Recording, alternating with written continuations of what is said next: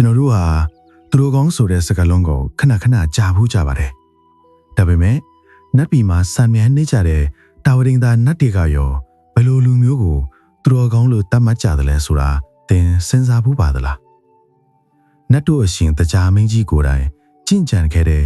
နတ်ပြည်တကားကိုဖွင့်ပေးနိုင်တဲ့အရေးအသွေး9ပါးကိုဒီနေ့ podcast မှာအကျယ်ချဲ့ဆွေးနွေးသွားမှာဖြစ်ပါတယ်။အခုတင်ဆက်ပေးမယ့်အကြောင်းအရာကတော့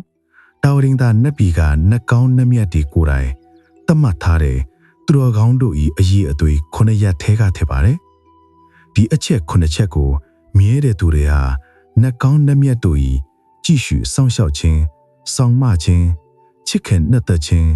အထင်ကြီးမျက်နှိုးဖွယ်များခံရခြင်းတို့ကိုပိုင်ဆိုင်ကြပါတယ်။ကဲဆက်ဆွေးနွေးကြရအောင်လားဗျ။မင်္ဂလာပါ UNTD podcast အစီအစဉ်ကကြိုဆိုပါရစေ။ကျွန်တော်တို့ရဲ့လူလောကမှာသူတော်ကောင်းလို့သတ်မှတ်ပုံချင်းမတူကြပါမယ်။နတ်တို့အရှင်တရားမင်းတက္ကဒေဝရာဇာကိုယ်တိုင်ဦးဆောင်တဲ့တာဝရင်သားနတ်ကပေါင်းတို့ကတော့အင်မတန်မြင့်မားတဲ့စာနှုန်းတစ်ခုကိုချမှတ်ထားပါတယ်။အဲ့ဒါကတော့တခြားမဟုတ်ပါဘူး။တရားမင်းကိုယ်တိုင်လူဘဝမကားလူလင်ဖြစ်စဉ်ကကြင်ကြံကြတဲ့ဝတ္တပရ9ပါးကျင့်ဝတ်9ဆွေပဲဖြစ်ပါတယ်။နတ်တို့ဤသတ်မှတ်ထားတာတွေကတော့ဒီကျင့်ဝတ်9ပါးကိုတသက်လုံးမြဲမြံအောင်ကျင့်ကြံတဲ့သူဟာငါတို့ရဲ့အရှင်သခင်တရားမင်းလိုပဲမြဲမြတ်တဲ့သူတော်ကောင်းဖြစ်တယ်လို့ယူဆအတိမပြုကြတာဖြစ်ပါတယ်။ဒါကြောင့်ဒီကျင့်ဝတ်9ပါးကိုမြဲသူတို့ဟာနတ်ဒီဝအပေါင်းတို့ဤအမြဲကြည့်ရှုဆောင်မခြင်းကိုရနေတတ်ကြပါတယ်။တခါတလေလူသားတွေဟာအသက်ခန္ဓာအန္တရာယ်အဖြစ်အပျက်လေးတွေနဲ့ဂျုံရခါနီးမှာကိုယ်တိုင်တော့မတိလိုက်ပဲတီကလေးလက်သွားတာမျိုးဥပမာကိုသွားဖို့ဆုံးဖြတ်ထားတဲ့နေရာဟာကိန်းတေပေါက်အန္တရာယ်ဖြစ်မဲ့အချိန်အခါဖြစ်နေတော့လေမိမိကိုယ်တိုင်ကအဲ့ဒီနေရာကိုသွားဖို့ဆုံးဖြတ်ထားပေမဲ့သွားကနီးမှာကုတ်ခါငင်ကစိတ်ထဲလေးလံလာတဲ့ခံစားချက်ကြီးရုတ်တရက်ထပေါ်လာတာမျိုးတို့မဟုတ်မသွားဖြစ်မဲ့အကြောင်းတရားရုတ်တရက်ကုတ်ခါငင်ကထပေါ်လာတာမျိုးတွေကြုံလာပြီးအဲ့ဒီအန်ဒီရဲ့စက်ကွင်းကကင်းလွတ်သွားတဲ့ဖြစ်စဉ်မျိုးတွေရှိတတ်ကြပါတယ်။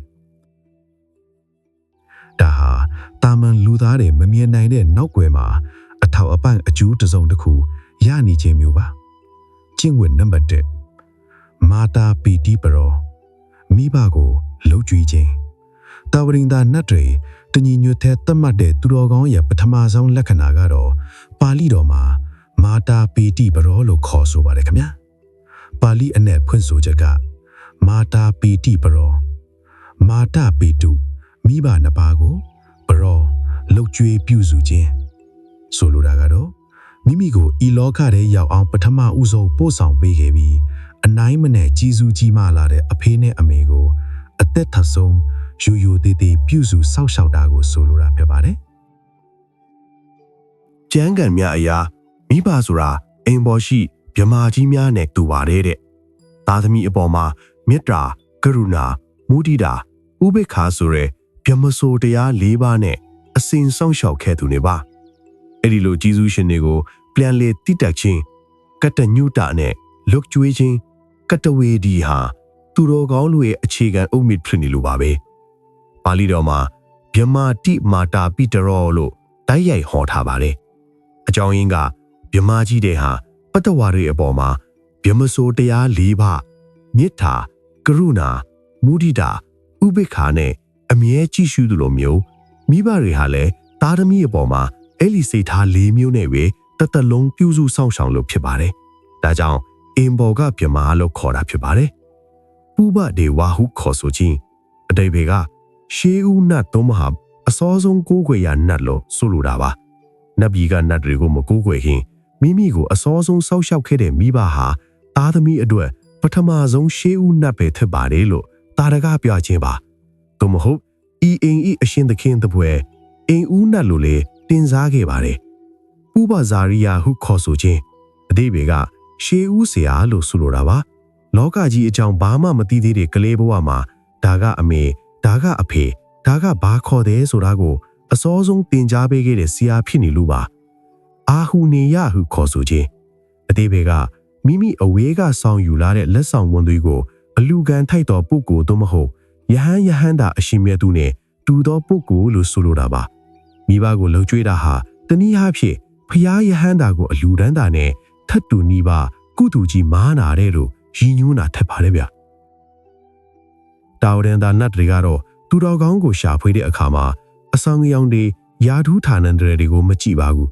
မိဘကိုဘလောက်အထိအလေးထားပြုစုတယ်လဲဆိုတဲ့စိတ်နေသဘောထားကိုပဲကြည်တာဖြစ်ပါတယ်မိမိရဲ့အမေနဲ့အဖေကိုနူးနူးညံ့ညံ့ဆက်ဆံခြင်းလူလေသေးမရှိဖြည့်ဆည်းပေးခြင်းဟာနတ်တွေအတိအမှတ်စောင့်ရှောက်အပ်တော်သူနတ်ပြည်တစ်ခွင်မှာနာမည်ကျော်ကြားတဲ့သူတော်ကောင်းတဦးဖြစ်လာဖို့ပထမဆုံးခြေလှမ်းပါပဲ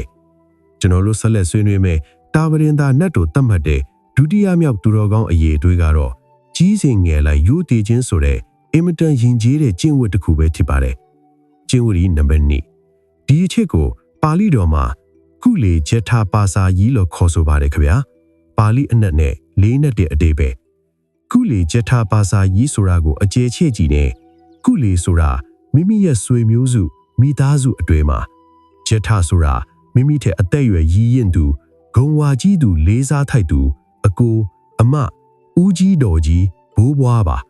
အပါစာကြီးဆိုတာယူသေးလေးစားခြင်းနှိမ်ချဆက်ဆံခြင်းမှာဒါဟာရိုးရိုးလေးစားထက်ပိုးပါရဲ့မိမိထက်အသက်ကြီးသူတွေအပေါ်မှာမာနကိုလျှော့ချပြီးသူတို့ရဲ့အတွေ့အကြုံနဲ့ဂျေဇုတရားကိုအတိအမှတ်ပြုတဲ့စိတ်နေသဘောထားပါတာဝရင်သာနတ်ပြည်ရဲ့အရှင်တရားမင်းဟာလူဘဝတုန်းကမိမိရဲ့ဆွေမျိုးအကဲတဲ့တွေကိုဝကြီးဝင်းငယ်ပြုစုခဲ့လို့သာဒီလိုဘုံတန်တကူကြီးမားတဲ့နတ်မင်းဖြစ်လာရတယ်လို့ကျမ်းဂန်တွေကဆိုပါတယ်ဗျဒီနေရာမှာကျွန်တော်တို့တတိထားမိစေချင်တာကသူတော်ကောင်းရဲ့စံကျင်ဘတ်သူယုံမအကြောင်းပါမြတ်စွာဘုရားရှင်ကတုတ္တာနိပတ်ဝတ္တလတုတ္တမှာအင်မတန်ကြောက်စရာကောင်းတဲ့အချက်ကိုဟောကြားထားပါတယ်ဝတ္တလတုတ္တလအဆိုအမင်းကမိမိမှာပစ္စည်းဥစ္စာရှိပါရဲ့နဲ့အသက်အရွယ်ကြီးရင်လာတဲ့မိဘနှစ်ပါးကိုမပြုစုဘူးဆိုရင်ဆွေမျိုးအကဲတဲ့တွေကိုရိုင်းဆိုင်ဆက်ဆံမယ်ဆိုရင်အဲ့ဒီလူဟာဝတ္တလသူယုံမလူအတိအကျဟောထားပါတယ်ဆိုလိုတာကတော့မိဘကိုလှုပ်ကြွေတာလူကြီးတစ်မျိုးကိုယိုသေးတာဟာလှုပ်ချင်မှထောက်လို့ရမယ့်အလုပ်မဟုတ်ပဲလူသားတဦးရဲ့ဖြစ်မနေလုပ်ရမယ့်အခြေခံတန်ဖိုးဖြစ်ပါတယ်ဒါကမှမလုပ်နိုင်ရင်တော့နတ်ပြည်ကနတ်တွေကနေနေတာသာလူလောကမှာတော့သူယုံမလို့အကဲဖြတ်ခြင်းခံရမှာပဲဖြစ်ပါတယ်ဗျတရားမင်းဖြစ်လာမယ်မဟာလူလင်ဟာသူတော်ကောင်းအင်ကနှစ်ချက်ဖြစ်တဲ့မိဘကိုလှုပ်ကြွေးခြင်းနဲ့လူချစ်သူမကိုယိုသေးခြင်းကိုဘာကြောင့်အပြင်းအထန်ကျင့်သုံးကြတာလဲအကြောင်းရင်းကတော့မာနကိုတတ်ခြင်းလိုပါလူတယောက်ဟာကိုယ့်ထက်ကြီးသူအယိုးထိပေးရတော်သူကိုဦးချယိုးထိတတ်ပြီးဆိုရင်သူ့ရဲ့စိတ်နှလုံးဟာနူးညံ့လာပါတယ်စိတ်နူးညံ့တဲ့သူဟာဒေါသနည်းတယ်မေတ္တာပွားရလွယ်တယ်ဒီလိုစိတ်ထားမျိုးရှိမှသာနတ်ပြည်ဆိုတဲ့သူဂတိဘုံကိုတက်လှမ်းနိုင်မှာထက်ပါတယ်အခုဆိုရင်ကျွန်တော်တို့သူလိုကောင်းရဲ့အင်္ဂါနက်ခက်ကိုသိရှိသွားပါပြီ1အိမ်ပေါ်ကဗြဟ္မာကြီးများဖြစ်တဲ့မိဘကိုလှုပ်ကြွေးခြင်း2ဆွေတွေမျိုးတွေကလူကြီးသူမတွေကိုယိုသေးလေးစားခြင်းဒီအချက်တွေဟာရိုးရှင်းတယ်လို့ထင်ရပေမဲ့လက်တွေ့ကျင့်ကြံဖို့ကြတော့ခိုင်မာတဲ့စိတ်သက်လိုအပ်ပါတယ်နတ်တွေကတော့စောင့်ကြည့်နေပါတယ်ကျွန်တော်တို့ဟာသူတို့အရှင်တရားမင်းလို့သူတော်ကောင်းစည်ရင်ဝင်မလားဒါမှမဟုတ်ဝတ္တလတုတ်လားသူယုံမှာစည်ရင်ဝင်မလားဆိုတာကျွန်တော်တို့ရဲ့မိဘနဲ့လူကြီးသူမအပေါ်ထားတဲ့စိတ်ထားကပဲအဖြေပေးသွားမှာဖြစ်ပါတယ်ဗျာကျင့်ဝတ်နံပါတ်3တာဝရင်သာနတ်တို့အတိမတ်ပြုတဲ့တတိယမြောက်သူတော်ကောင်းအရေးတွေကတော့နှုတ်မှုယဉ်ကျေးခြင်းပဲဖြစ်ပါတယ်စကားပြောတဲ့အခါတစ်ဖက်သားကိုစိတ်အနှံရှည်မှုဖြစ်စေပဲနားချမ်းတာစိတ်ချမ်းသာဖြစ်အောင်ပြောဆိုတတ်တဲ့သူကိုနတ်တွေကသူတော်ကောင်းလို့သတ်မှတ်ကြပါတယ်ဒီအချက်ကိုပါဠိတော်မှာတခိလာနူးညံ့တင်ငွေတော်စကားရှိသူလို့ခေါ်ဆိုပါတယ်ခင်ဗျာ1ရှောင်ကျင်ရမည်ဖရုဒဝါစာသူတော်ကောင်းတယောက်ဟာဖရုဒဝါစာလို့ခေါ်တဲ့ယုံရင်းကြမ်းတမ်းတဲ့စကားမျိုးကိုအထူးရှောင်ကျင်ရပါတယ်ကြမ်းတမ်းတဲ့စကားဆိုတာဆယ်ရည်တိုင်းထွာတာတင်မကပဲတစ်ဖက်သားရဲ့စိတ်နှလုံးကိုထိခိုက်နာကျင်စေတဲ့စကားမျိုးကိုလည်းဆိုလိုတာပါပါဠိတော်မှာမိစ္ဆာဝါစာမှားယွင်းသောစကားထဲမှာဒီဖရုဒဝါစာဟာအင်မတန်အကုသိုလ်ကြီးမားတဲ့အင်္ဂါရပ်တစ်ခုဖြစ်ပါတယ်ခင်ဗျာအခုလိုအကြောင်းအရာတွေကိုနှစ်သက်တယ်ဆိုရင်နောက်ထပ်အပိုင်းတွေကိုလည်းနားဆင်နိုင်အောင် subscribe လုပ်ထားနိုင်ပါတယ်ပုံမူတိကျတဲ့အသုံးနှုန်းကတော့ဝစီဒုစရိုက်လေးပါးတဲ့ကဖရုဒဝါစာပဲဖြစ်ပါတယ်ဖရုဒကြမ်းတမ်းသောဝါစာစကားတစ်ဖက်သားရဲ့နားမှာမตายယုံတင်မကပဲစိတ်နှလုံးကိုပါထိခိုက်နာကျင်စေတဲ့ရိုင်းဆိုင်တဲ့စကားလုံးတွေကိုဆိုလိုတာပါ။ဘာကြောင့်အကုသိုလ်ကြီးမားတယ်လဲ။ဖရုဒဝါစာအပိမြောက်ဖို့အတွက်အင်္ဂါ3ချက်နဲ့ပြည့်စုံရပါတယ်။အကာတော်တပြောပရောဆဲရိတ်အတော်သူရှိခြင်း တစ်ဖက်မှာနားထောင်သူသို့မဟုတ်အပြောခံရသူရှိရမယ်ကုတ်ပိတာစိတ်ကံစိတ်ဆိုးခြင်းပြောဆိုသူရဲ့ရင်းထဲမှာဒေါသအာဃာတအရင်ခံရှိနေရမယ်အကာတော်နာဆဲရည်ခြင်းနားမခံတဲ့စကလုံးတွေနဲ့တိုက်ရိုက်ဖြစ်စေတွဲဝါရွေဖြစ်စေတိုက်ခိုက်ပြောဆိုခြင်းဆိုတဲ့အချက်တွေပါအရေးကြီးတဲ့အချက်ကတခါတလေမိဘကသားသမီးကိုချစ်သူစူပူချိန်မောင်းတဲ့အခါမှာစကလုံးတွေကြမ်းတမ်းနေပေမဲ့ပြောဆိုသူရဲ့ဇင်းထဲမှာဒေါသဖြစ်စည်းလို့စိတ်မရှိတဲ့အတွက်အဲ့ဒါဟာဖရုသဝါစာအာကုသိုလ်ကမ္မပဋ္ဌလုံးဝမမြောက်ပါဘူးဒါဟာစိတ်စေတနာရဲ့အခန်းကဏ္ဍကိုပြဆိုတာဖြစ်ပါတယ်ခင်ဗျာတာဝရင်ဒါနတ်တွေကတခိလဖြီတဲ့သူကိုသူတော်ကောင်းလို့တတ်မှတ်ခြင်းမှာအချက်နှစ်ချက်ရှိပါတယ်ဝိမု တိလွတ်မြောက်ခြင်းဖရုဒဝါစာဆိုတဲ့ဝစီဒုစရိုက်ကနေလုံးဝကင်းစင်လွတ်မြောက်နေခြင်းသမ္မာဝါစာမှန်ကန်သောစကားမခင်ရှိဖားတွေကသမ္မာဝါစာနဲ့အညီနေလာအပိကင်းစင်တဲ့စကားကဏ္ဍဒုက္ခနာချမ်းသာတဲ့စကားကိုပြောဆိုခြင်းဆိုတဲ့အချက်တွေပါပဲဒီနေရာမှာကျွန်တော်တို့အထူးသတိထားရမှာကဖရုဒဝါစာဆိုတဲ့ဝစီဒုစရိုက်အာကုသိုလ်ပါလူအတော်များများကဆဲရီတိုက်ထွာမှာအာကုသိုလ်လို့ထင်တတ်ကြပါပဲဒါပေမဲ့တကယ်အတိတ်ပဲကတော့တဖတ်သားရဲ့စိတ်နှလုံးကိုနာချင်စေလို့တဲ့ဒေါသအရင်ခံတဲ့ပြောဆိုသမျှဟာဖရုထဝါစာမြောက်ပါတယ်ဒါကြောင့်မို့လို့စကားပြောတဲ့အခါမှာနေလာအပြစ်ကင်းစင်ရမယ်ကုန်းတိုက်တာလိန်ညာတာမပါရဟုကဏ္ဍဒုက္ခနားမှာချမ်းသာရမယ်ကြားရသူရဲ့နားထဲမှာအေးမြစေရမယ်ဟတိယံကမှာနှလုံးသားတဲ့အထိစိတ်ဝင်သွားရမယ်အနှစ်စာရာရှိပြီးရင်ထဲမှာဆွဲထင်ကြံရစ်စေရမယ်ဒီလိုအရေးတွေနဲ့ပြည့်စုံမှသာနတ်တွေကဒီလူဟာတကယ်သူတော်ကောင်းမဲလို့တညီတညောင်းနဲ့လက်ခံကြတာဖြစ်ပါတယ်ဗျာကျင့်ဝတ်နံပါတ်၄တာဝရင်တာနတ်တို့အတိမတ်ပြုတဲ့စတုထမြောက်သူတော်ကောင်းအရေးတွေကတော့ညီညွတ်ကြီးကိုတိဆောက်ခြင်းပဲဖြစ်ပါတယ်ကျွန်တော်တို့ပဝင်းချင်းမှာတဦးနဲ့တဦးတအိမ်နဲ့တအိမ်မတဲအောင်အတင်းဖြင်းပြောတာကုန်းတိုက်တာမျိုးတွေကိုတွေ့ဘူးကြမှာပါဒါပေမဲ့နတ်တို့အရှင်တရားမင်းကြီးကတော့အဲ့ဒီလိုအပြုအမူမျိုးကိုလုံးဝရှောင်ကျဉ်ပြီးညီညွတ်ရေးကိုပဲရှေ့တန်းတင်ခဲ့ပါတယ်ဒီအချက်ကိုပါဠိတော်မှာပေသူနေရပဋ္ဌာယီကုန်းတိုက်ခြင်းမှာကင်ဝေးသူလို့ခေါ်ဆိုပါတယ်ခင်ဗျာလူတဘာဝအရာလူနှစ်ယောက်စုံရင်တတိယတယောက်အကြောင်းကိုအကောင်းထက်အဆိုးပြောမိတတ်ကြပါတယ်တယောက်ကထသွားရင်ကြံရစ်သူကမေးငုတ်ပြီးသူလဲဒီလိုပါပဲလို့ပြောတတ်ကြတာဟာအင်မတန်ကြောက်စရာကောင်းတဲ့အလေးထားပါဒါကိုဝစီတုစတိုင်မှာပိတုနာဝါစာကုန်းတိုက်ခြင်းလို့ခေါ်ပါတယ်ဒီလိုစကားမျိုးဟာလူအများကြားမှာမေတ္တာတရားတွေကိုခန်းကြောက်စေတယ်တယောက်နဲ့တယောက်အကောင်းမမြင်တော့ပဲတန်တရားစိတ်တွေပွားများစေတယ်အဖွဲ့အစည်းနဲ့အရက်ထဲမှာညီညွတ်ကြီးကိုပြိုကွဲစေပါတယ်ဗျာလူတော်ကောင်းတယောက်ဟာကွဲအောင်လုပ်ဖို့နေသားတာကွဲနေသူတွေကိုတောင်ပြန်စိတ်ဆက်ပေးတတ်ပါတယ်ပါဠိတော်မှာအခုလိုလေးနက်စွာဖော်ပြထားပါတယ်ဘိနာနံစံထာတာအထင်အမြင်လွဲမှားပြီးအစင်မပြေထိနေသူစိတ်ဝမ်းကွဲနေသူတွေကိုဂျားထဲကနေပြေးလေအောင်စိတ်ဆက်ညှိနှိုင်းပေးခြင်းတန်ဟိတာနံအနုပဒါတာခင်ခင်မင်မင်ရှိနေတဲ့သူတွေကိုလည်းပူပြီးရင်းနှီးချစ်ခင်လာအောင်တန်စောရင်ခိုင်မြဲအောင်အားပေးစကားပြောဆိုခြင်းသမကကရဏီဝါဇံဘာတိတာမိမိပြောလိုက်တဲ့စကားတိုင်းဟာညီညွတ်ရေးကိုသာဥတည်ရမယ်။ကွဲမဲ့ပြေးမဲ့စကားအထင်လွဲမဲ့စကားမျိုးကိုဘယ်တော့မှမပြောဆိုခြင်းပါပဲဗျာ။တရားမင်းကြီးဟာလူဘဝတုန်းကဒီကျင့်ဝတ်ကိုဒလေးတစားလိုက်နာခဲ့ပါတယ်။သူတော်ကောင်းတယောက်အသွဲညီညွတ်မှုပျက်စီးသွားတာဟာမေတ္တာတရားပျက်စီးသွားတာနဲ့အတူတူပါပဲ။ရှင်ထဲမှာမေတ္တာခန်းကြောက်သွားရင်ဘယ်သူကိုမှအကောင်းမမြင်နိုင်တော့ပါဘူး။ဒါကြောင့်အရက်ထဲမှာဖြစ်စေအဖွဲ့အစည်းထဲမှာဖြစ်စေငင်းချမ်းကြီးနဲ့ညီညွတ်ရေးကိုတိဆောက်ပေးတဲ့သူဟာတာဝရင်တာနတ်တို့ရဲ့အမြင်မှာတော့အင်မတန်တန်ဘူးရှိတဲ့သူတော်ကောင်းတူဖြစ်ပါတယ်ဗျာကျင့်ဝတ်နံပါတ်5တာဝရင်တာနတ်တို့အတိမတ်ပြူတဲ့5ခုမြောက်ကတော့ဝင်းတိုးမှုကင်းခြင်းမစ္စရိယာတို့ဖြစ်ပါတယ်ခင်ဗျာအများစုကမစ္စရိယာဆိုတာကိုပစ္စည်းနှမျောတာလို့ပဲထင်တတ်ကြပါတယ်ဒါပေမဲ့တကယ်အဓိပ္ပာယ်ကတော့ကိုရထားတဲ့အခွင့်အရေးကိုသူများကိုမရစေချင်တာဖြစ်ပါတယ်။ကိုအောင်မြင်တယ်လို့သူများကိုအောင်မြင်စေချင်တာကိုကြီးပွားတယ်လို့သူများကိုမကြီးပွားစေချင်တာဟာမစ္စရိယရဲ့သဘောတရားပါပဲ။မစ္စရိယ5မျိုးရှိပါတယ်။အကျယ်ချွတ်ပြရရင်အာဝါဒမစ္စရိယနေရာထိုင်ဟင်ဝန်တိုချင်းကုရမစ္စရိယအပေါင်းအသင်းပတ်ဝန်းကျင်ဝန်တိုချင်းလာဘမစ္စရိယရ ရရှိတဲ့လာဘအပေါ်ဝင်တိုခြင်းဝါနမစ္စရိယဂုံကျေးဇူးချီးမွမ်းခံမှုအပေါ်ဝင်တိုခြင်းသူတစ်ပါးကိုအမှန်တိုင်းမချီးမွမ်းခြင်းပဲထိန်ချမ်းထားတာမျိုးပါဓမ္မမစ္စရိယဒါဟာအဆိုးဆုံးပါတယ်ကိုသိတဲ့တရားဓမ္မပညာရက်တွေကိုသူများသိသွားရင်ကိုနဲ့တန်တူဖြစ်သွားမှာဆိုလို့ဖုံးကွယ်ထားတာမျိုးဖြစ်ပါတယ်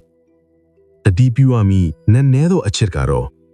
မစ္စရိယဟာလောဘနဲ့မတွဲပဲဒေါသနဲ့ယွန်တွဲပါတယ်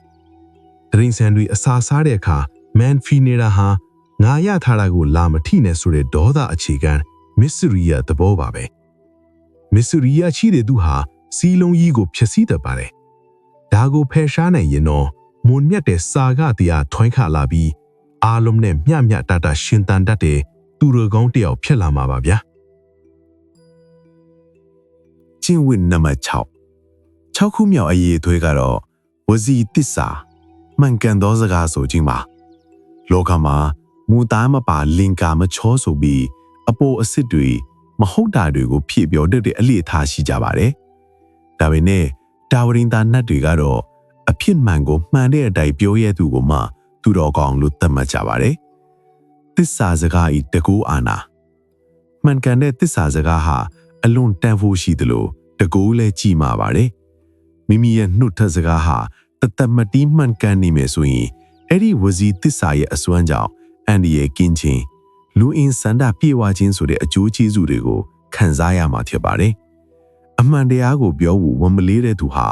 နတ်တို့ချီးမွမ်းတဲ့သူတော်ကောင်းစည်ရင်ဝင်ပါတယ်ဗျာ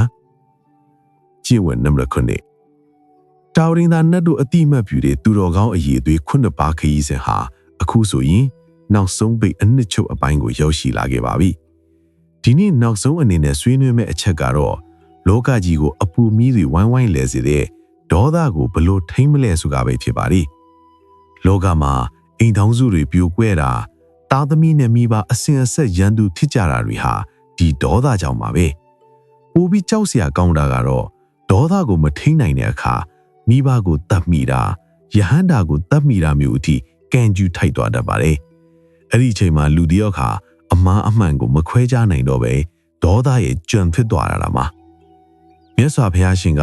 အင်မတန်ထိမိတဲ့တာရကခုကိုမိန့်ကြားပူပါတယ်မင်းယထာကိုအရှိန်နဲ့မောင်းနေတဲ့သူဟာဇကြိုးကိုနိုင်အောင်ဆွဲထားနိုင်မှယထာထိန်အစစ်လို့ခေါ်တာပါဒါပေမဲ့မြတ်စွာဘုရားကတော့အရှိန်နဲ့ထွက်လာတဲ့ဒေါသကိုနိုင်အောင်ထိန်းနိုင်တဲ့သူမှသာတကယ်ယထာထိန်အစစ်လို့ချီးမွမ်းတော်မူခဲ့ပါတယ်တခါကယဟန်တစ်ပါးဟာတစ်ပင်ကြီးတစ်ပင်ကိုခုတ်ပါတယ်အဲ့ဒီတစ်ပင်မှာနေထိုင်တဲ့ရောကဆိုးနတ်ကတားမရတဲ့အစုံသူ့ရဲ့သားငယ်လေးကိုတစ်ကိုင်ပေါ်မှာတင်ထားလိုက်ပါတယ်ဒါပေမဲ့ယဟန်ကအားနဲ့ခုတ်ချလိုက်တဲ့အခါကလေးရဲ့လက်မောင်းကိုထိပြီးပြတ်သွားခဲ့ပါတယ်စဉ်းစားကြည့်ပါမိမိမျက်စိရှိမှတင်ကိုသားသမီးကိုဒုက္ခပေးခံရရင်ဘလောက်ဒေါသထွက်မလဲရောကဆိုးနတ်ကအဲ့ဒီယဟန်ကိုချက်ချင်းတတ်ထုဖို့တကိုးရှိပေမဲ့ငါတတ်လိုက်ရင်အကုသို့ဖြစ်မယ်သူ့မှာလည်းဆရာသမားဖျားရှိတယ်ဆိုပြီးဒေါသကိုအနိုင်ပိုင်းထိန်းချုပ်နိုင်ခဲ့ပါတယ်